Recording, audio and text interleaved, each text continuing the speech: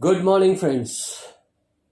So, in this pandemic of COVID-19, India is one of the greatest country in terms of the number of students who are getting education through online. The students are really unable to reach at their schools and teachers are unable to teach them directly.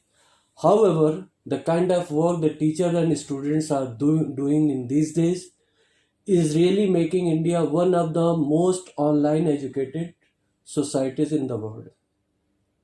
In this context, I have with me Dr. Ripudaman Gaur. He is an expert in talking about the online education, as well as he also is a great motivator for the students. I myself has a 22 years of experience in teaching and currently doing a lot of assignments related to online education. So to start with, we will be discussing what agenda we'll be talking about. So first, today's agenda will be regarding comparison of traditional studies and online studies. So Dr. Gaur, welcome to this show. Thank you. And the first point of discussion, rather this won't be a question, this will be a discussion. How do you feel that whether we can compare the online education with our traditional classroom education? नमस्कार दोस्तों, मैं बहुत बहुत धन्यवाद करना चाहूँगा doctor V are Mishra ji का, जिन्होंने एक थॉट को जन्म दिया कि क्यों ना हम YouTube के माध्यम से, अपने वीडियोस के माध्यम से अपने मित्रों को, अपने साथियों को, अपने स्टूडेंट्स को से कनेक्ट हो करके जो हमारे दिमाग में विचार चल रहा है, जो समस्याएं हैं, उन समस्याओं के संभावित समाधान पर हम बात करें। तो निश्चित रूप से डॉक्टर मिश्रा बहुत बहुत बधाई के पात्र हैं। बहुत लंबे समय से मैं आपके साथ जुड़ा हुआ हूं और तभी से आपको एक मेंटर के रूप में देखता हूं। समय समय पर मुझे आपसे गाइडलाइंस मिलती रहती है, उसके लिए भी मैं आपका आभारी और ऋणी हूं। अब बात आती है इस मुद्दे पर, ऑनलाइन एजुकेशन आज के देश में एक ऐसा विषय है जिस पर देश के ही नहीं बल्कि समूचे विश्व के अलग अलग कोने पर इस पर चर्चा भी हो रही है और इसको क्रियान्वित भी किया जा रहा है। जब कोई चीज बहुत तेजी से रूपांतरण करती है तो हम उसके दोनों पहलुओं को देखते हैं कि इससे क्या संभावना है, क्या अपॉर्चुनिटीज हैं और इसमें क्या प्रॉब्लम्स हैं। जाहिर सी बात है कुछ खामियां भी होंगी। बिल्कुल। इसको दूसरी पृष्ठभूमि से मैं शुरू करना चाहूंगा। जब हम इनिशियल टाइम में पढ़ाना शुरू करते थे तो हम ये बोलते थे कि मोबाइल फोन बहुत बड़ा डिस्ट्रैक्शन होता है और हम स्टूडेंट्स को बोलते थे कि mobile phones are not allowed in the class. Sir, समस्या में ही समाधान होता है। समस्या में ही समाधान होता है। तो देखिए, जो मोबाइल फोन क्लासरूम में बैन किया जाता था, आज समूचा क्लासरूम नहीं, पूरा विश्वविद्यालय, पूरा शिक्षण संस्थान, संस्था जगत उस मोबाइल पर चल रहा है। तो ये देखिए, जब हम कहते हैं कनेक्टिंग द डॉट्स और दुनिया गोल है, इस तरीके से दुनिया गोल है। अब इसके दोनों पहलू पर मैं बात करना चाहूंगा। आपने कहा तुलनात्मक अध्ययन करते हैं ऑफलाइन और ऑनलाइन का। मेरे विचार से ऑफलाइन एजुकेशन का कोई कंपैरिजन नहीं है, क्योंकि जो एक शिक्षक होता है सर, वो सिर्फ भाषा से नहीं पढ़ाता, एक शिक्षक भाव से पढ़ाता है, भाषा से ज्यादा भाव से पढ़ाता है। तो जब वो अपने स्टूडेंट्स के भाव को समझता है, जिन्हें हम इमोशनल और साइकोलॉजिकल क्लूज कहते हैं, वो साइकोलॉजिकल क्लूज से हम और आप ये समझ पाते हैं कौन सा बच्चा पीछे बैठकर समझ रहा है, कौन सा बच्चा नहीं समझ रहा है, कौन सा कितना अटेंटिव है, कौन सा कितना अटेंटिव नहीं है। ये गॉड गिफ्ट होता है टीचर का। और जब आप ऑनलाइन एजुकेशन में जा रहे हो तो सबसे बड़ी चीज आप ये मिस करते हो। सो कंपैरिजन मैं नहीं कर पाऊंगा। मेरे हिसाब से आज भी जो भावपूर्ण शिक्षा ऑफलाइन या क्लासरूम टीचिंग है, उसको ऑनलाइन टीचिंग नहीं ले सकती। बट आप इससे ये नहीं कह सकते कि ऑनलाइन एजुकेशन से बचा जा सकता है। ये एक आवश्यकता है, एक नीड है, इस पर तो आपको आना पड़ेगा। निश्चित रूप से इसमें कुछ खामियां हैं, इसमें कुछ त्रुटियां नहीं है, जिसमें कुछ संभावनाएं हैं जिन पर तलाशा जा सकता है और उन पर काम किया जा सकता है। So you mean to say that online education is never a replacement of traditional education? With that, we can conclude that online education is a requirement of the time, and in this time requirement, what better we can do in terms of online education in teaching our students. One more thing I want to share, this is very relevant to our online education, and I would like to get your comments as well. In the past 10 years, India from nowhere has come up as second largest number of mobile subscribers in terms of if we compare with US and China, they were far ahead with us. But now we are having more number of mobile than any other country in the globe, except China, which probably will be beating in few days or few months. So do you think that availability of this mobile subscription has risen our prospects of conducting online classes? बहुत सही study आपने share किया sir. इसकी study को और थोड़ा extend करते हुए बताना चाहूँगा कि लॉकडाउन के बाद और उससे पहले भी जो एडटेक इंडस्ट्री है, education and technology industry, world में ग्रो कर रही है. और अगर हम इसको इंडियन के परिप्रेक्ष्य में देखें, India stands number 2 after US. No other country is competing with India in terms of the growth of edtech industry in India, right? Now, how has it come? Pandemic तो पूरे वर्ल्ड में, भारत में किस चीज को जन्म दिया इसने? तो निश्चित रूप से आपने जो कहा कि mobile penetration and the improved infrastructure in terms of internet, जिस तरीके से रिलायंस जियो का इसमें बहुत बड़ा कंट्रीब्यूशन है, एक रेवोल्यूशन आया है, तो उसकी वजह से गांव गांव इंटरनेट पहुंचा है, हर व्यक्ति के हाथ में इंटरनेट एंड स्मार्टफोन पहुंचा है. उसकी वजह से एडटेक इंडस्ट्री ग्रो कर रही है और ये ऑनलाइन एजुकेशन एक नया प्रारूप, नया जन्म लेता आ रहा है देश के अंदर. अच्छा, तो इसका मतलब है कि we have lot of opportunities through this availability of mobiles. There are two ends. First end is the instructor, and second and the most important end is the student who is getting education. Now, what type of training should the instructor impart so that he can communicate his classes or her classes to the society properly? And what kind of training? Means it is very important that the learner should be teachable.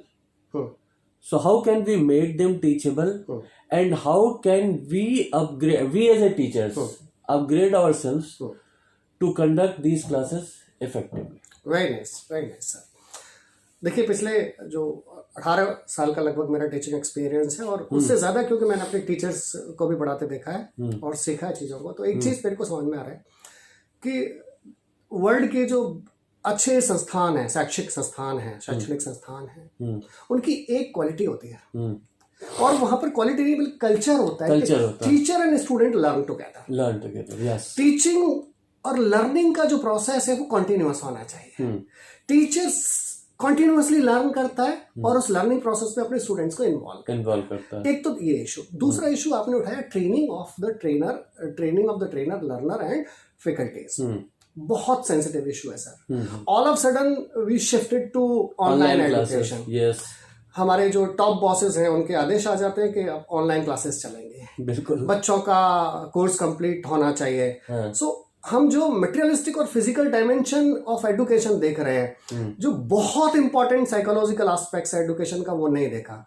Are student willing to take the lectures? उनका mental level आप देखिए, they are so afraid of this pandemic.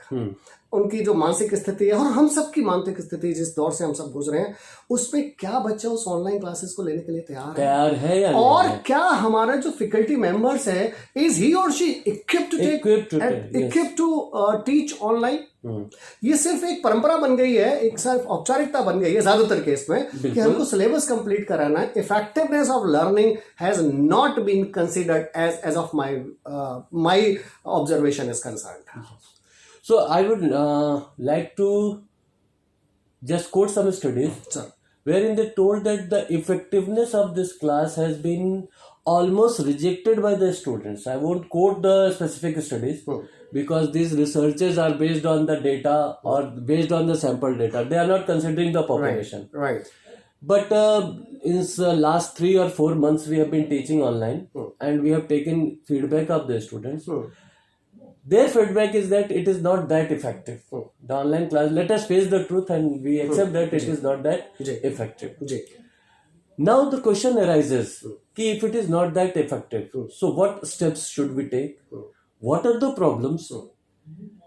There are number of plethora of questions कि a teacher can teach 1000 students at a time. This is the advantage of this system. I personally rub all these things. Very bluntly, I rub all these things. What is your view? What should be the size of the class in online? Wonderful, wonderful. Very good question. So you are not revealing the research, but I have read various articles. There are two of the international journal and newspapers. New York times की मैं आपको सर्वे share करूंगा sir. मैं भी वही कह रहा था, लेकिन रिवील नहीं करना चाहता. आर्टिकल पढ़ा था जिसमें उन्होंने 1000 ऑफ स्टूडेंट्स का सर्वे किया था. And most of the students, जो स्टडी आप कह रहे हैं कि या तो उनको स्टूडेंट्स का एंगेजमेंट नहीं है, उनको इंटरेस्ट नहीं आ रहा है, इफेक्टिवनेस नहीं है, पीयर लर्निंग को मिस कर रहे हैं. So we could see the slippages and gaps in online studies. Now the question you raise कि भाई इसको कैसे हम मिनिमाइज कर सकते हैं. और लेक्चर ड्यूरेशन, इफेक्टिवनेस को बिल्ड करने के लिए पहला सवाल आपने किया कि लेक्चर साइज, क्लास की स्ट्रेंथ क्या होना चाहिए जी. सो जो क्लास की स्ट्रेंथ एंड लेक्चर ड्यूरेशन दो बहुत इंपॉर्टेंट इश्यूज हैं. हम क्या कर रहे हैं, हमने क्या किया है, जो हमारा ऑफलाइन सिस्टम था, सेम सिस्टम को हमने online shift, which is not comfortable. Your offline system was not comfortable to online system.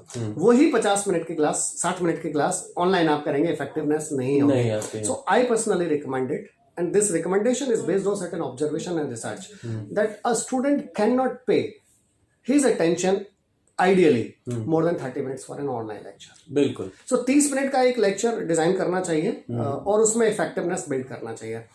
दूसरा जो क्लास का साइज है, you cannot pay attention to all 60 people, 100 people online, right? Class का size आपको कम करना पड़ेगा, बिकॉज क्लास में 60 बच्चों को आप देख सकते हैं, आप किसी भी बच्चे को पॉइंट आउट कर सकते हैं. अगर आपने 60 बच्चे ऑनलाइन ले लिए तो आपको पता ही नहीं चलेगा कितने बच्चे उसमें थे, कितने बच्चे अटेंशन पे किए, कितने बच्चों ने सुना नहीं सुना. You can not pay attention to all 60 people. So you have to keep very small class groups अगर आप ऑनलाइन क्लासेस ले रहे हैं. एक पॉइंट और बड़ा इंपॉर्टेंट है इसमें, जो टीचर्स मैं देख रहा हूँ बहुत ध्यान नहीं दे रहे. Teachers, in order to completing their syllabus, are putting lot of cognitive loads on the student. उसमें क्या कर रहे हैं, उनका जो कंटेंट है, इतना छोटा कंटेंट है, वो खुद नहीं पढ़ पा रहे हैं. बच्चा आप एक मोबाइल पर आप स्टडी कर रहा है, उसको पढ़ पाएगा? आप इतनी सर्वेज, इतना मटेरियल मोबाइल पर दे रहे हैं, सो उसका जो मेंटल एंड कॉग्निटिव लोड है इतना ज्यादा बढ़ जाता है. सो वो एक फॉर्मेलिटी में टाइम पूरा करता है, उसकी इफेक्टिवनेस नहीं रहती. नेक्स्ट पॉइंट जो इमोशनल एंड साइकोलॉजिकल इशू है sir, in order to putting physical education or completing the education, what are we doing?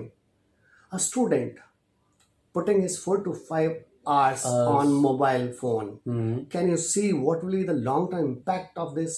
उसके mental, उसके physical, उसकी आंखों पर क्या असर करना है? Who will talk about that? A study says कि the effect of watching mobile continuously, it is not only eyes. It is on a lot of persons in India are getting or feeling insomnia nowadays. वो अनिद्रा का शिकार हो रहे हैं क्योंकि mobiles की जो प्रॉब्लम है वो आपको अनिद्रा का शिकार बनाती है. इसके साथ साथ आपकी जो लर्निंग एबिलिटी है उसको किल करती है, क्योंकि you don't have competitor sitting besides you to compete with them. तो डॉक्टर रिपुदमन, एक सेइंग है कि too many answer does not raise questions. Right. So what we will do, we will stop the discussion today, and we will ask or we will request our viewers to put their questions frankly. Yes. The questions are in our mind as well. So next day agenda for discussions will be depending upon the questions from the viewers.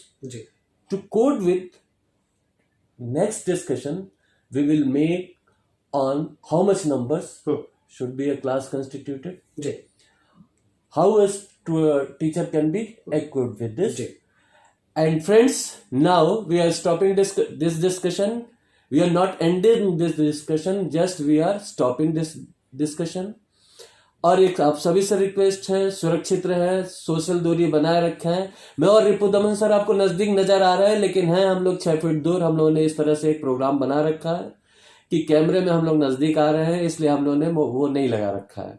तो कृपया आप लोग सुरक्षित रहें और हम अगले discussion के लिए आपको नोटिफाई करेंगे. धन्यवाद. नमस्कार.